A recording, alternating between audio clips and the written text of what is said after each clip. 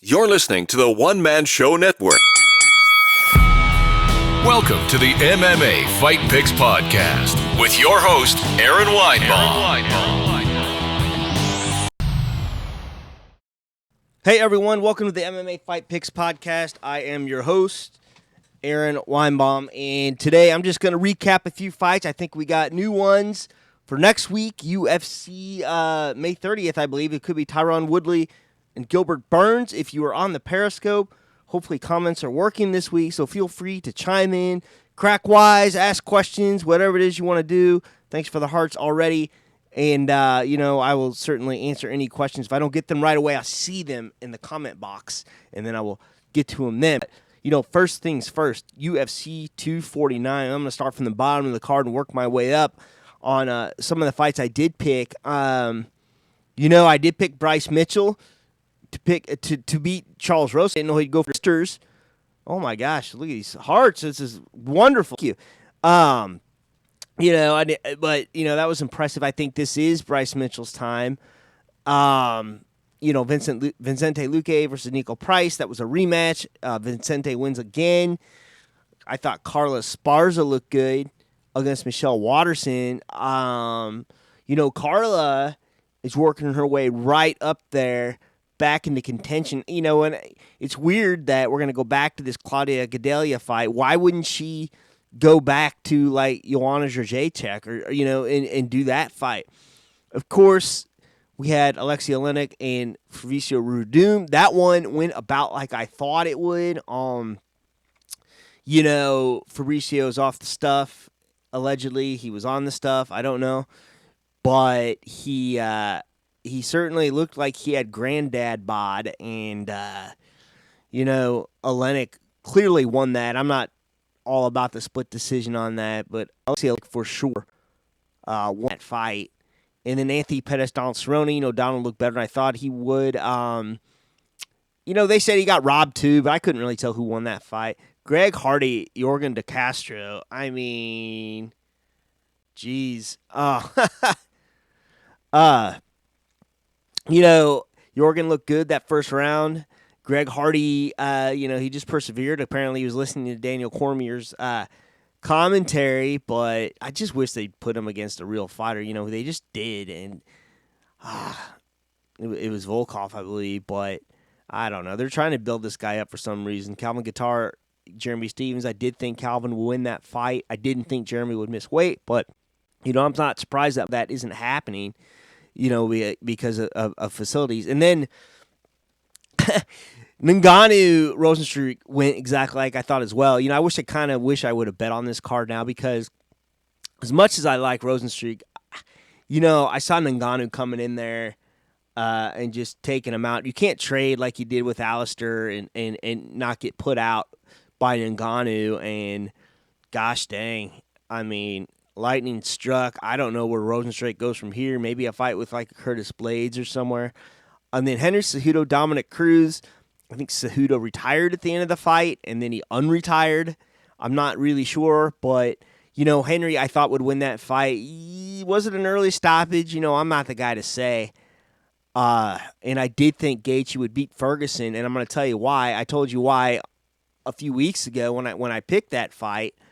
But, here's the thing. It's Henry's time anyway. Not Henry. I mean, it's Justin's time anyway, I think.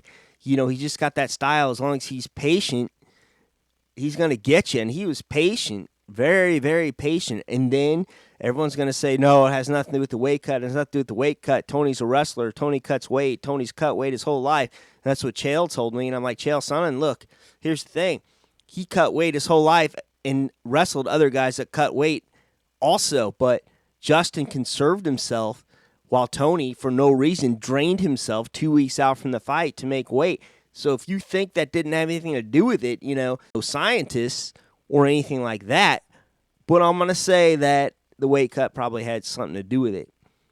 All right, let's recap now. Oh, man, this was hard to watch. We're gonna talk about Anthony Smith and Glover Teixeira, but I'm going to get to the bottom of the card first. Chase Sherman coming back looked very good against Isaac Villanueva. I think Villanueva was a light heavyweight coming up, but just the same, good for Chase. He had a rough patch, I guess, out of the UFC, but he came back. It looked good. I think it was a bit down on his luck. He had some medical issues and whatnot, and he did very well outside the UFC. So I think it was 3 straight first round TKOs in a row and organizations. Welcome back, Chase Sherman. Okay, Diego Moises against Michael Johnson. I picked Michael Johnson to win. It looked like everything was going my way. First round, Michael Johnson was a world beater, and then Michael Johnson does what Michael Johnson does and gets caught in something crazy in the later rounds. This was the second round, that heel hook. So, ouch.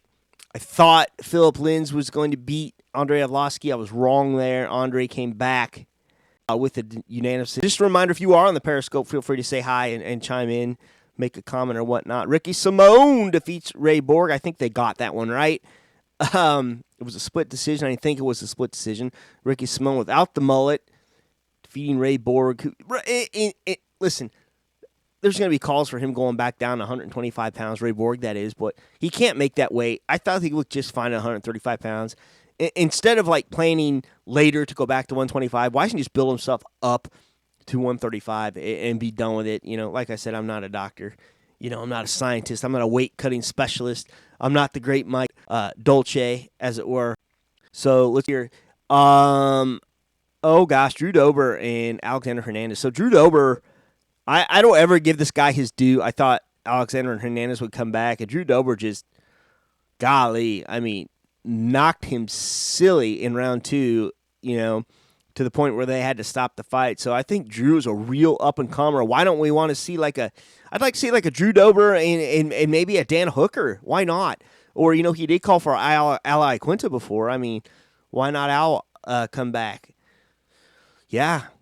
Oh, man, this heavyweight fight between Ben Rothwell and Vincente Peru. Before everyone yells for him to go back down to light heavyweight, OSP that is, Rothwell said he belonged there, and I believe he did too.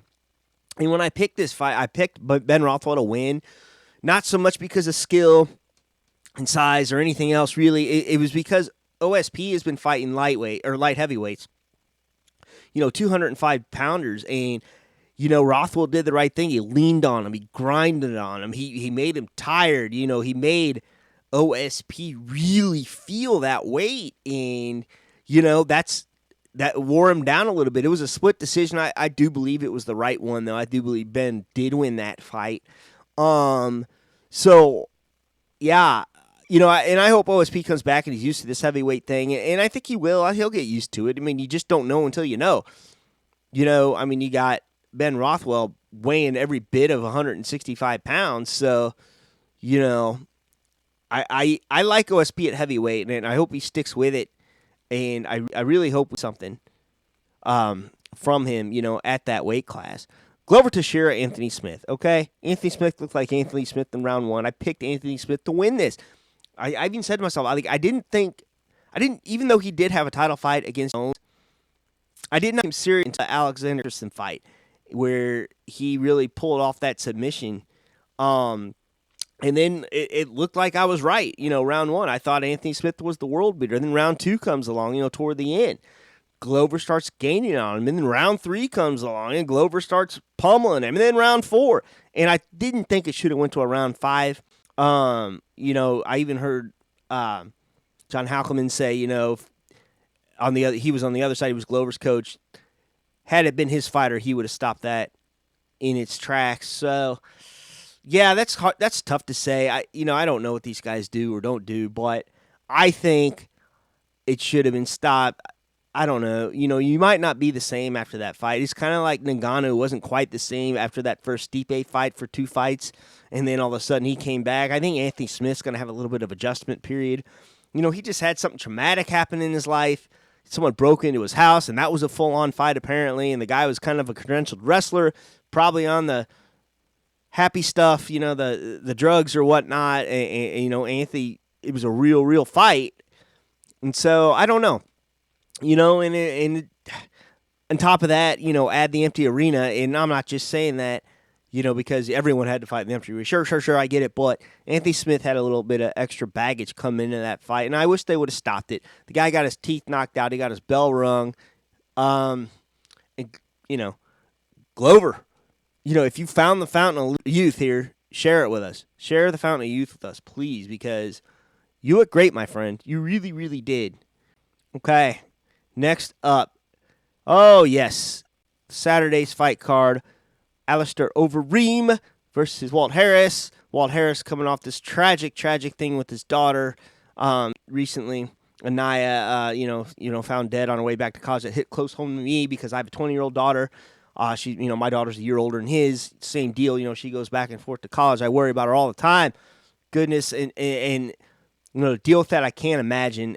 And here he was coming at this fight. I didn't like this fight for him, mainly because Alistair's skill level is easy good, and we saw what happened when Walt Harris went up against a real grappler like Verdun. Verdun just ran through him, and I realized, he wasn't expecting to fight. Verdun was a short notice replacement and whatnot, but there's levels game, and I just thought that Alistair was a great grappler, and unless Walt Harris got him out of there, which he almost did in the first round, it was going to be a real, long night for Walt, and it was, and he flattened him out. He grappled him. He flattened him out. Alistair did, after almost getting put out in the first, stayed patient, and got the job done, and at the end of the game, at the end of the day, it's the fight game. So you can't really fault him for that, and, he was respectful as hell afterwards. He offered to train with him and this and that. But it is what it is. I went to the top of this card instead of the bottom, so let me start lower now. I kind of blew my wad there with Overeem and Harris, but I just think of my daughter, and it just came first to mind. It really did. Miguel Baeza versus Matt Brown. Didn't see that coming. I thought Matt was going to do it. Matt got starched in round 2. Song Yadong, Marlon Vera. I think that was the real robbery here. Song Yadong, I think they were both at 145 pounds. They're usually at 135. I didn't think Song Yadong won that fight. I think he's overrated. Clearly, he's one of Uriah's prodigies and whatnot. And I know Jotko, Eric Anders, I did think Jotko won that. Obviously, he did. Eric Anders, I think he's just got some things he's got to work on to be a complete mixed martial artist. Big fan of Danny Ige, Edson Barboza. I didn't come away from that fight saying, yeah, Edson won it, and Ige got the decision. And, I think it may have been the right one. I'm if I'm going to be honest. So, and then that Claudia Gadelha, Angela Hill, I did think Angela did win that fight. But, I'm not a judge. I thought she won that fight. We'll see. And it looks like next week is May 30th. And next week, I think we get Tyron Woodley, Gilbert Burns, location to be determined. Anyone on the Periscope, this is your last shot to comment. And if not, I am out of here until next week. So, shalom. Please remember to support the podcast by visiting the affiliate links on AaronSaysWhat.com.